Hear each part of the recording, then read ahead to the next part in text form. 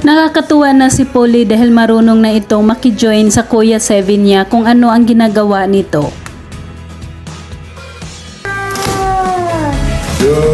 Oh my gosh!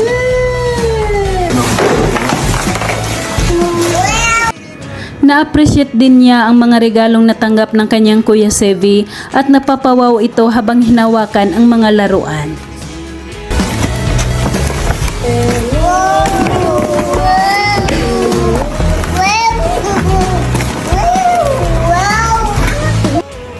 Gusto din usisahin ni Polly kung ano ang laman ng malaking box na regalo sa kanyang kuya.